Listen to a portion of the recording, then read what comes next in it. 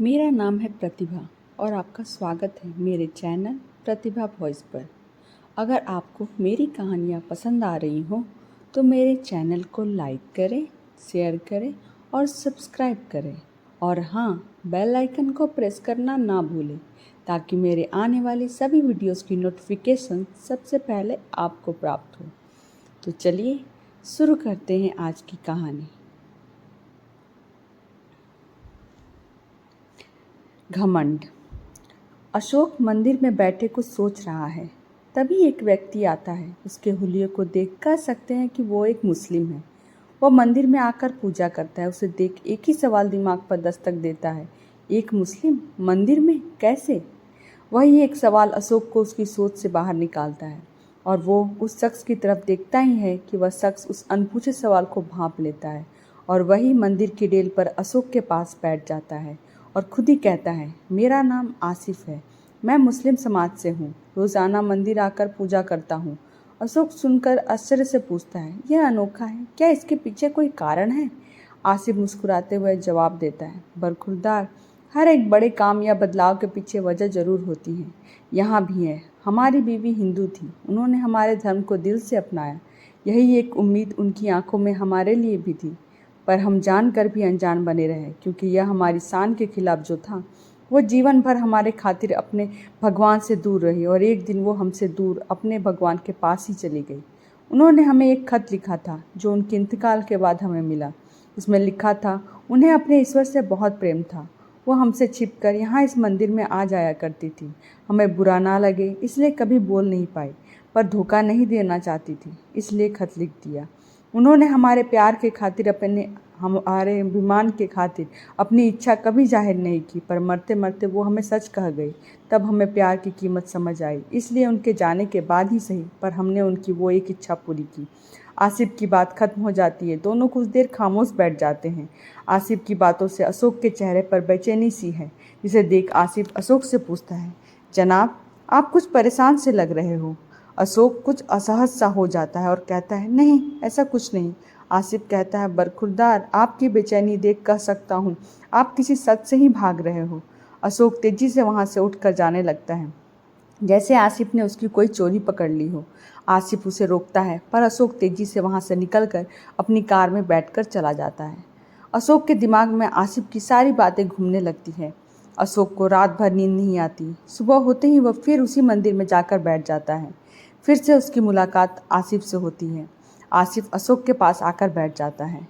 आसिफ समझ रहा है कि अशोक उससे कुछ कहना चाहता है, पर आसिफ चाहता है अशोक खुद अपने अभिमान को तोड़कर सच को उनके सामने रखे, जिससे वो भाग रहा है। पर वही अशोक चाहता है आसिफ उससे आगे से सवाल करे, पर अशोक कुछ नहीं बोल पाता। 2-3 दिनों तक यही चलता रहता है। आखिरकार एक दिन अशोक खामोशी तोड़कर बोलता है, असल में मेरी नौकरी में थोड़ी दिक्कत है, बस इसलिए परेशान हूँ। आसिफ जोर जोर से हंसने लगता है। बरखुरदार, इतने दिनों बाद अपनी खामोशी तोड़ी भी तो झूठ बोलने के लिए? मियाँ, हमारे बाल धूप में सफ़ेद नहीं हुए हैं। आपका चेहरा साफ कह रहा है, आप खुद से खफा हैं, खुद की गलती मानने की हिम्मत नहीं है। आप इस पुरुष प्रधान समाज के वही पुरुष हैं जो अपने मन रूपी अकड़ में इतने जकड़ गए हैं कि सच को स्वीकार नहीं कर पाते। आसिफ अशोक को उसके ही असली रूप से पहचान करवाता है। अशोक के दिल पर एक बोझ है जिसे वो खुद से भी खुलकर नहीं कह पाया है, और आज वो अपने जीवन के उस एक पहलू को आसिफ के सामने रखता है और कहता है, मैं एक मॉडर्न लड़की से शादी करना चाहता था, पर मेरे माता पिता ने मेरी शादी गांव की लड़की शोभा से करवा दी। मैं उससे ठीक से बात तक नहीं करता था। वो मेरे परिवार के साथ ऐसे घुल मिल गई थी जैसे बरसों से उनके साथ रह रही हो।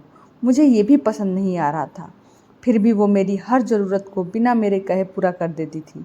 मैं तरक्की पर तरक्की कर रहा था। मुझे अपने आप पर बहुत अभिमान था। एक दिन नशे में धुत घर आकर मैंने शोभा के साथ बदसलूकी की। मैंने कहा, तुम मेरी ज़िंदगी की सबसे बड़ी गलती हो। शर्म आती है मुझे जब तुम्हें पत्नी कहना पड़ता है। मैं बोलता ही गया। शोभा के लिए यह सब नया नहीं था, पर मेरे माता पिता के लिए एक कड़वे घूंट के समान था। बिना मुझसे बात किए वो शोभा को अपने साथ ले गए। मैंने ऐसे बर्ताव किए जैसे मुझे काले पानी की सज़ा से मुक्ति मिल गई हो।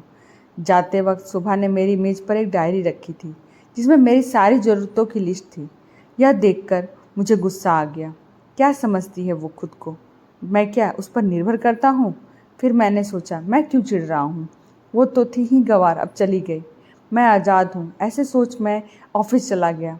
ऑफिस में लंच ब्रेक में जैसे ही मैंने टिफ़िन खोला, मैंने उस महक को मिस किया जो रोज़ाना मेरे थके चेहरे पर मुस्कान बिखेर देती थी। एक पल के लिए मुझे एक अजीब सी कमी महसूस हुई, पर उस वक्त मुझे अपनी आज़ादी का गुमान ज़्यादा था। समय गुजर रहा था, मैं अपनी हर एक ज़रूरत के लिए डायरी पर डिपेंड करता था। कमी का कुछ एहसास तो था, पर मेरा अहम मेरे सामने आ जाता और मैं फिर अपनी अकड़ में जीने लगता। मैं परेशान जब हो गया, जब मेरा वर्किंग परफॉर्मेंस बिगड़ने लगा। हमेशा अपने प्रोग्रेस के लिए खुद को सारा क्रेडिट देता था। मैं ये मानना ही नहीं चाहता था कि मेरी प्रोग्रेस में शोभा का भी पूरा हाथ था। उसी के कारण मैं अपने जीवन की कई छोटी बड़ी परेशानियों और जिम्मेदारियों से बहुत दूर था और केवल अपने काम पर फोकस करता था।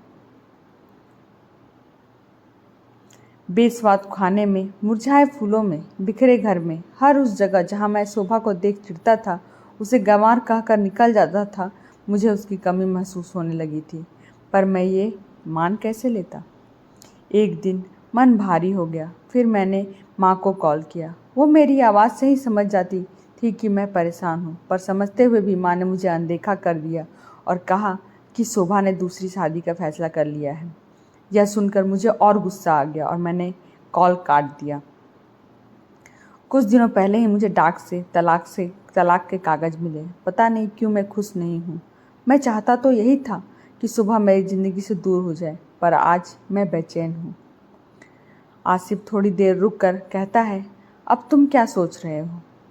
अशोक कहता है, सुबह मुझसे बहुत प्यार करती थी, फिर वो कैसे दूसरी शादी के लिए सोच भी सकती है। आसिफ कहता है, वाह मियाँ, क्या अभी भी वो आपसे पूछेगी कि आगे बढ़ूँ या नहीं। आज जब आपको उसकी अहमियत पता चल गई है, तब भी उसे सच कहने से झिझक रहे हो। सब कुछ सामने है, पर फिर भी माफ़ी मांगने में खुद को छोटा महसूस कर रहे हो। मियाँ, समझ लो, अगर अब भी अपने घमंड में रहे तो फिर मौका नहीं मिलेगा। दोस्तों, आदमी का यह ईगो ही उसे ज़िंदगी से हरा देता है। अशोक सब जानता है, पर उसके अहम के कारण वो शोभा से बात नहीं कह पा रहा है। शायद उसे डर है कि इस बार शोभा उसे ना कह दे। आसिफ अशोक को झंझोड़ कर कहता है, जब मैं आसिफ होकर मरी हुई बीवी के खातिर मंदिर जा सकता हूँ, तो क्या तुम एक सच स्वीकार नहीं कर सकते।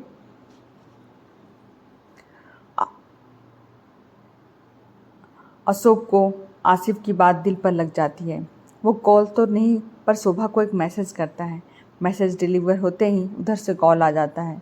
दोनों के बीच लंबी बात होती है और यह एक लंबा कॉल दोनों को वापस मिला देता है। दोस्तों, एक टेक्स्ट के बाद शोभा एक पल नहीं रुकती और कॉल कर देती है। यह एक औरत का दिल है। वो जिससे प्यार करती है उसे कभी नहीं झुकाती, और वही एक आदमी हर उस औरत को झुकाता है जो उससे प्यार करती है। वक्त किसी का बंधक नहीं। वक्त रहते काम हो जाए तो वह अमूल्य है, वरना पछताने के अलावा कुछ नहीं रह जाता। जीवन में जो भी मिले उसे स्वीकारने की कोशिश करें। ज़रूरी नहीं हर चीज़ जो आप चाहते हैं वही आपको मिलेगा, लेकिन जो आपको मिला है वह आपकी किस्मत है, जिसे अच्छा बुरा बनाना केवल आपके हाथ में है। आशा है आज की ये कहानी आप लोग को पसंद आई होगी। तब तक के लिए धन्यवाद।